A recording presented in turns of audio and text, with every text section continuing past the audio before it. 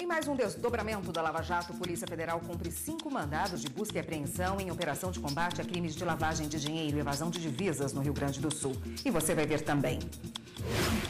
No Rio de Janeiro, Forças Armadas e Polícia cumprem 50 mandados da Justiça na Operação Dose Dupla para combater o crime organizado e o tráfico de drogas. Suspenso no Supremo julgamento de denúncia contra senador Fernando Collor.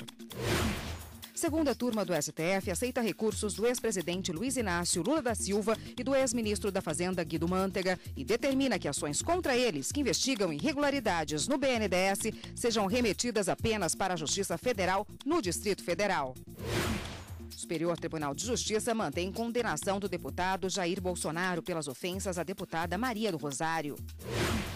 Sessão extraordinária no Supremo analisa questões relacionadas à demarcação de terras indígenas e de populações remanescentes de quilombos.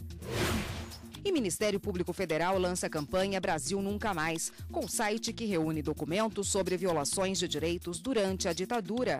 Essas e outras notícias agora, no Jornal da Justiça.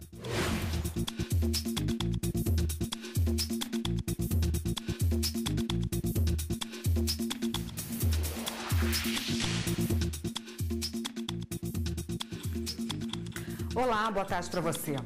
A Polícia Federal cumpre 5 mandados de busca e apreensão em uma operação de combate a crimes de lavagem de dinheiro, evasão de divisas, crimes contra o sistema financeiro nacional e corrupção no Rio Grande do Sul. É mais um desdobramento da Lava Jato e a repórter Carolina Chaves tem as informações para a gente. Boa tarde, Carolina. Boa tarde, Érica. Boa tarde a todos. Olha, essa operação aconteceu com base em informações coletadas em outra operação realizada em março do ano passado. A partir dessas informações colhidas, a Polícia Federal conheceu melhor o esquema de lavagem de dinheiro que envolvia uma entidade associativa e também grandes empreiteiras. Essa entidade usava empresas de fachada para dar legalidade aos contratos. Para isso, ela recebia uma porcentagem das empreiteiras nos valores de obras públicas realizadas no Rio Grande do Sul. São cumpridas ordens judiciais em Porto Alegre, Canoas, Glorinha, no Rio Grande do Sul e também aqui em Brasília, Érica. E as Forças Armadas e a Polícia do Rio de Janeiro cumprem 50 mandados também da Justiça na Operação Dose Dupla, que tem o objetivo de desmantelar o crime organizado, principalmente em torno do tráfico de drogas. Essa é a segunda operação desde que as forças de segurança chegaram ao Rio, né, Carolina? É isso mesmo, Érica. Olha, a primeira aconteceu no dia 5 de agosto e o foco foi roubo de cargas. No início do mês, os policiais prenderam 15 pessoas e apreenderam 3 pistolas e 2 granadas. A operação de hoje, que faz parte de mais uma fase do Plano Nacional de Segurança, conta com 2.600 integrantes das Forças Armadas e também das Polícias Civil e Militar. O objetivo é prender 26 pessoas, apreender 2 menores e cumprir mandados de busca e apreensão em Niterói. Os espaços aéreos estão controlados nas áreas sobrepostas aos setores de atuação das Forças Armadas, mas esse controle não interfere nas operações dos aeroportos. Érica. Obrigada, Carolina. A segunda turma do Supremo Tribunal Federal começou um julgamento que vai decidir se o senador Fernando Collor vira réu na Lava Jato. O senador Fernando Collor é acusado pelo Ministério Público de chefiar uma organização criminosa que teria desviado 30 milhões de reais em recursos da BR Distribuidora, empresa da Petrobras, entre os anos de 2010 e 2014. Também estariam envolvidos no esquema a mulher dele e outras 7 pessoas. Collor seria encarregado de fazer indicações para a BR Distribuidora e eles se comprometiam a repassar vantagens para o senador. Solicitar, receber e aceitar promessa nesse sentido, vantagens indevidas no exercício do cargo. Não há como, esses conceitos de omissão, enfim, são absolutamente inaplicáveis aqui o caso.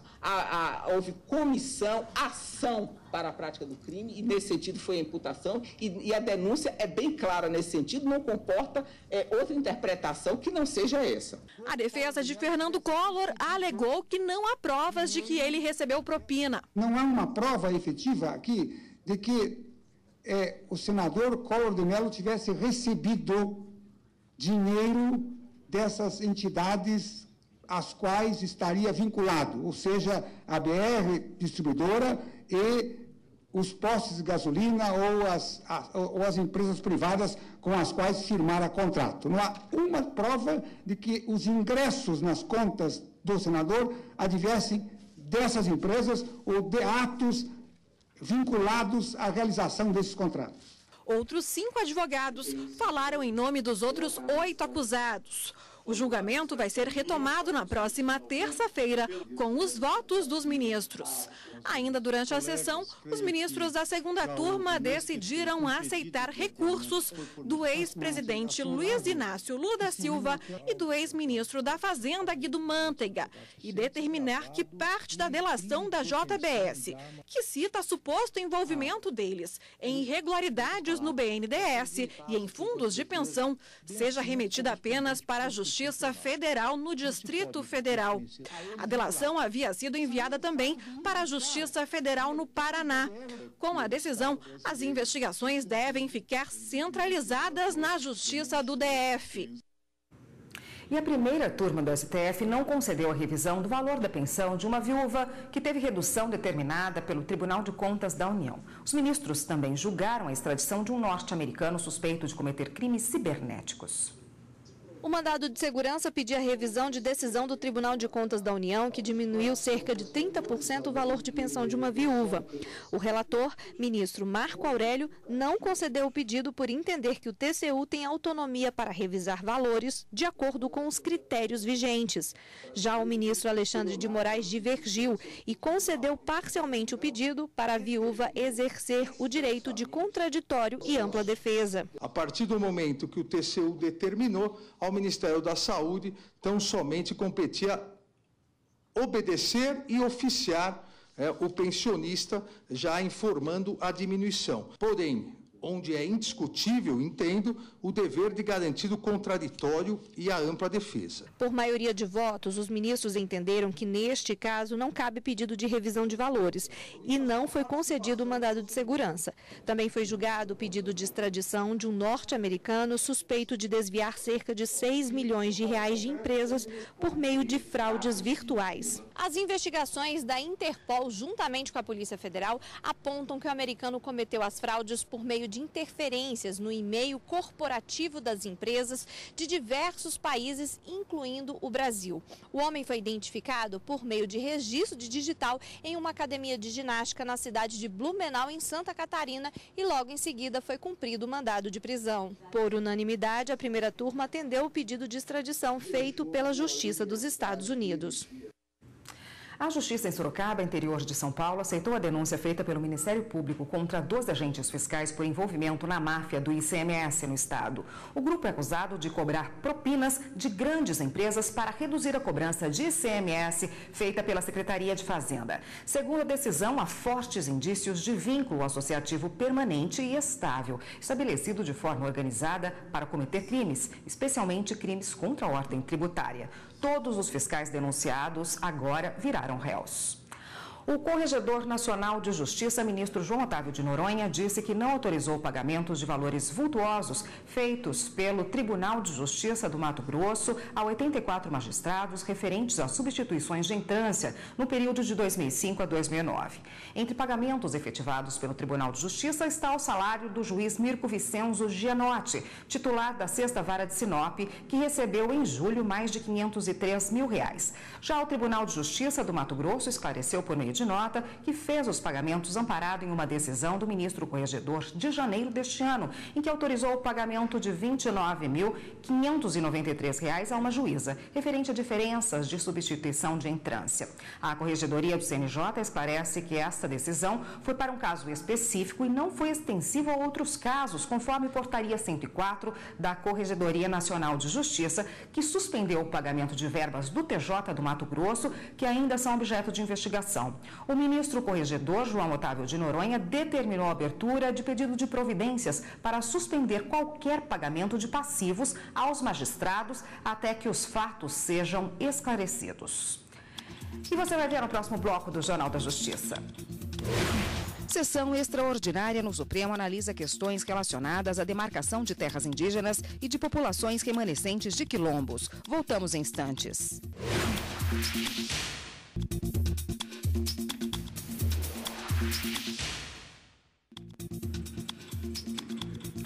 O plenário do Supremo Tribunal Federal se reuniu nessa manhã em sessão extraordinária para julgar questões relacionadas à demarcação de terras indígenas e de populações remanescentes de quilombos.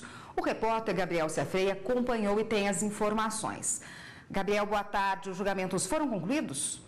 Boa tarde para você, Érica. Boa tarde a todos. Foram concluídos sim, viu? Os dois processos sobre demarcação de terras indígenas que estavam aqui no Supremo eram semelhantes. A diferença eram as áreas, uma localizada no Parque Nacional do Xingu e outra em reservas Nambiquará e também Parecis. Vamos acompanhar então na reportagem como foram estes julgamentos. Com as ações cíveis originárias encaminhadas ao Supremo Tribunal Federal contra a União e a Fundação Nacional do Índio, a FUNAI, o estado de Mato Grosso queria ser indenizado pela demarcação das terras indígenas. Para o estado, a União não cumpriu os devidos procedimentos.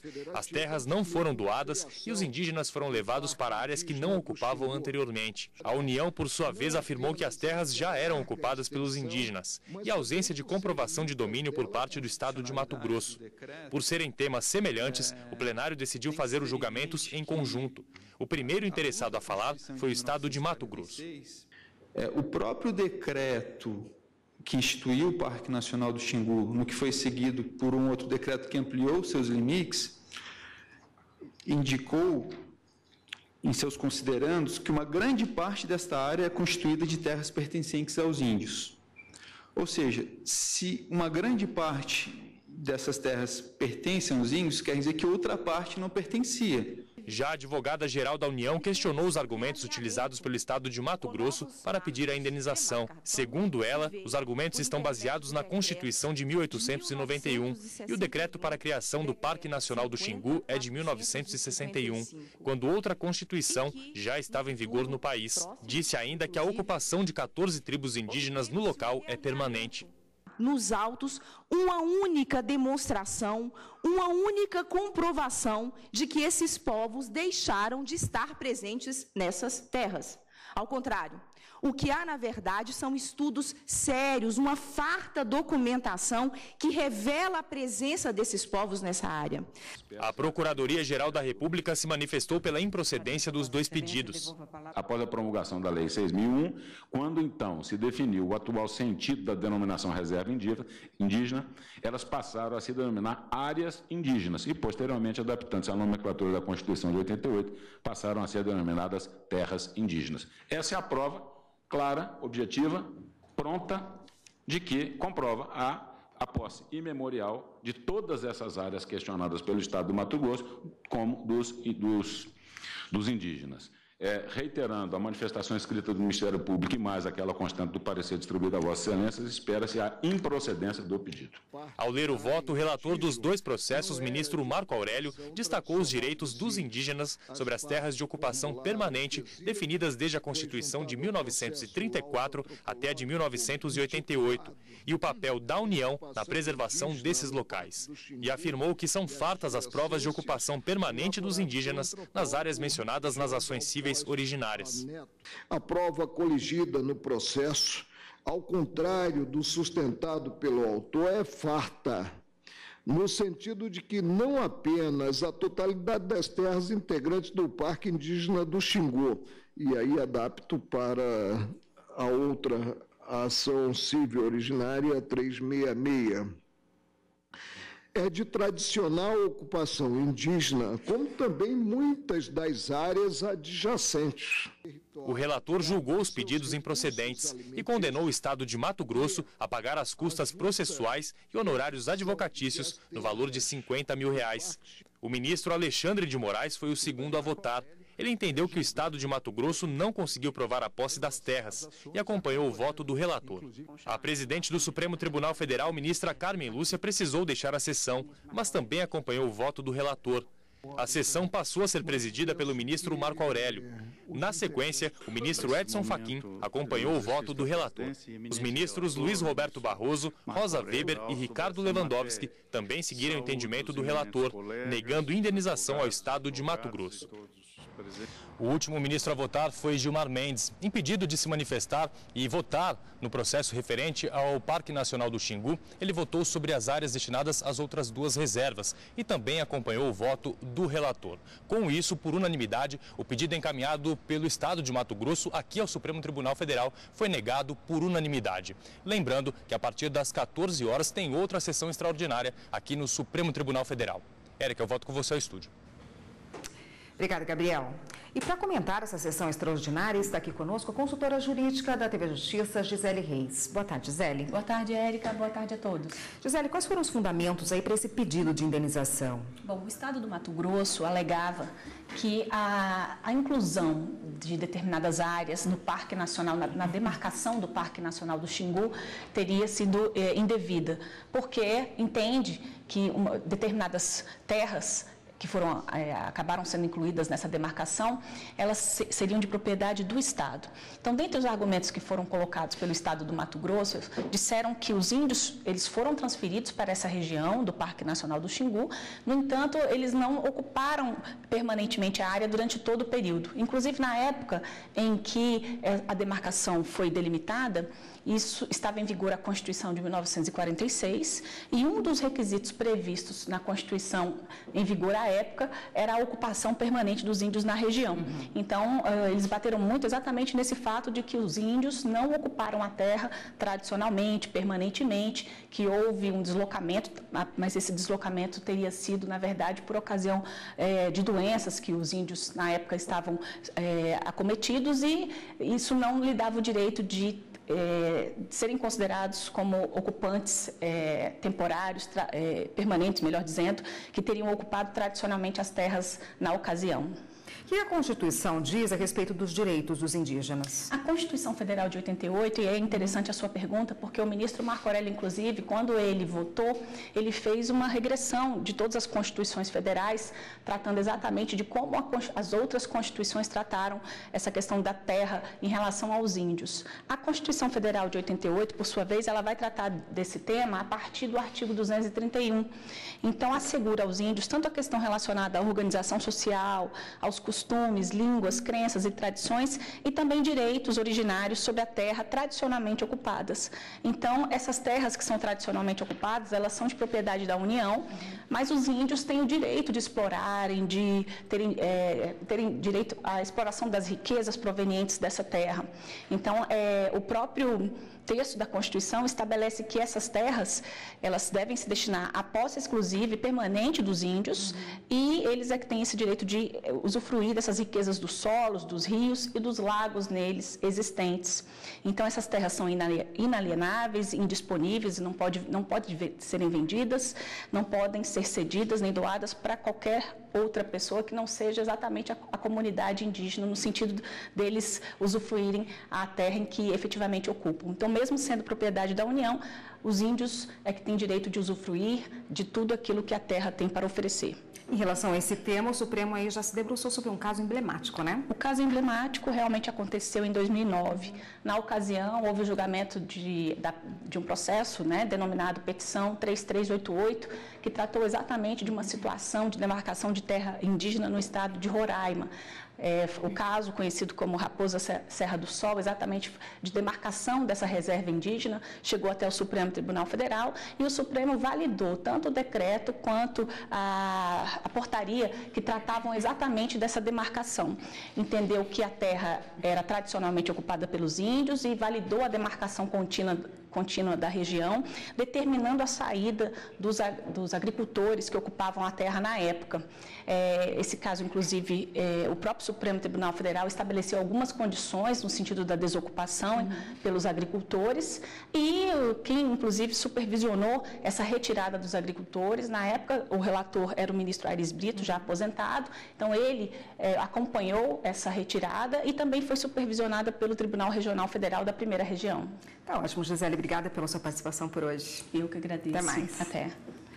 O Superior Tribunal de Justiça manteve a condenação do deputado Jair Bolsonaro pelas ofensas à deputada Maria do Rosário, com o argumento de que suas afirmações não poderiam gerar danos morais por conta da imunidade parlamentar. A defesa do deputado Jair Bolsonaro tentou reverter a condenação no Tribunal de Justiça do Distrito Federal. Em 2015, o Tribunal de Justiça determinou o pagamento de indenização de R$10 mil à deputada Maria do Rosário por danos morais. Bolsonaro afirmou na Câmara dos Deputados, em entrevista, que Maria do Rosário não merecia ser estuprada porque, segundo ele, era feia.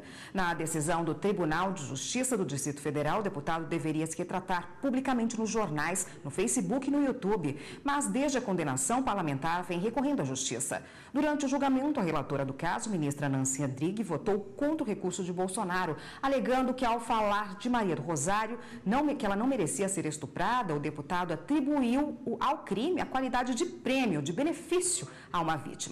Uma repercussão na mídia, segundo a ministra, contra todas as mulheres. E você vai ver no próximo bloco do Jornal da Justiça. Ministério Público Federal lança a campanha Brasil Nunca Mais, com site que reúne documentos sobre violações de direitos durante a ditadura. A gente volta já já.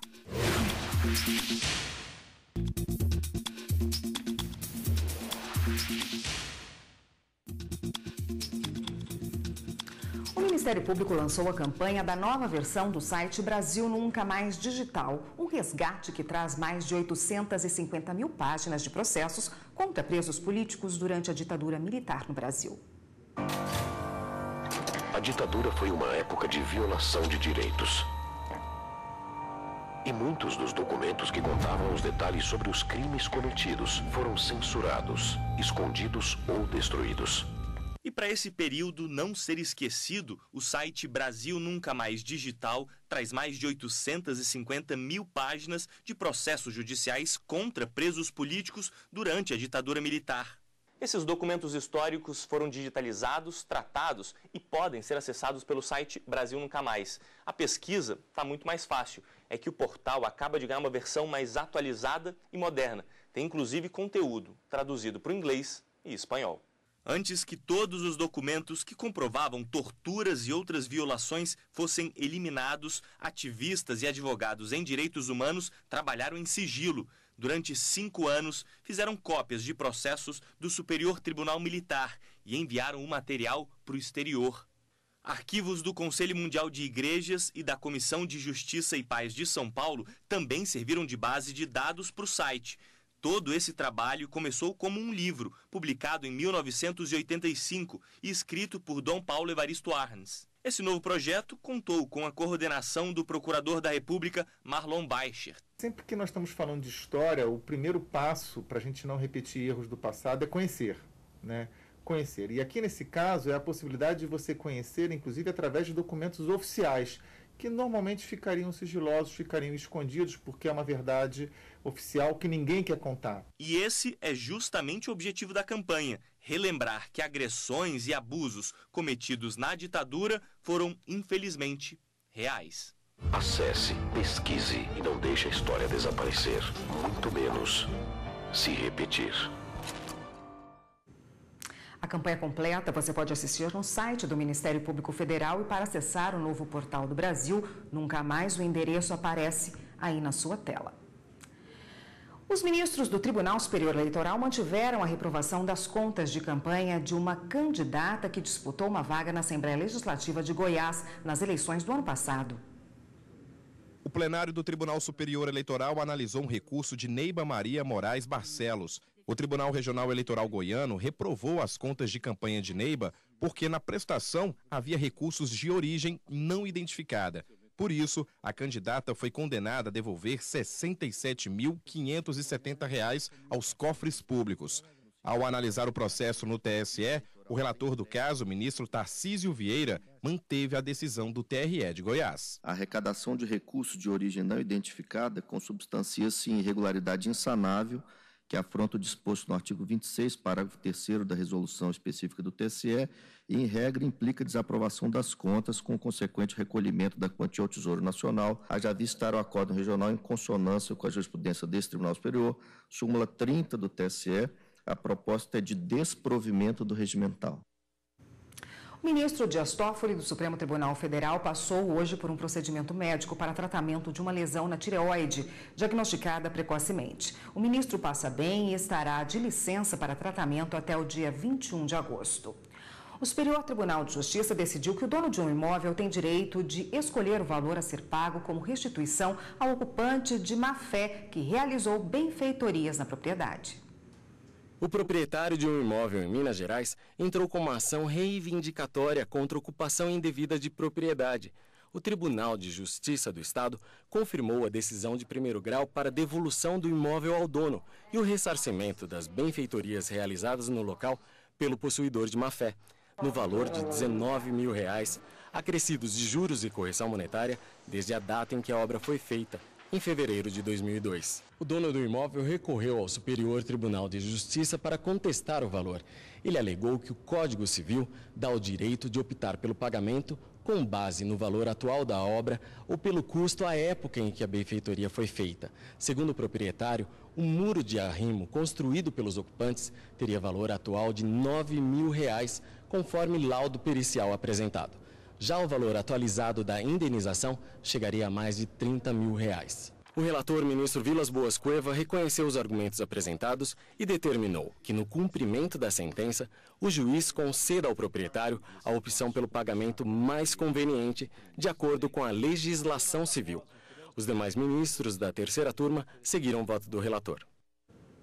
O programa Artigo 5º desta semana vai falar sobre a guarda compartilhada dos filhos no caso de separação do casal. Desde a sanção da Lei 13.058 de 2014, que fez mudanças no Código Civil, compartilhar as responsabilidades passou a ser uma regra quando os pais não querem mais ficar juntos. A juíza Magali Delap e o advogado Einstein Taquari são os convidados do programa. O Artigo 5º é hoje, às 8h30 da noite. Não perca! Esta edição do Jornal da Justiça fica por aqui. Para você, uma ótima tarde. Até amanhã.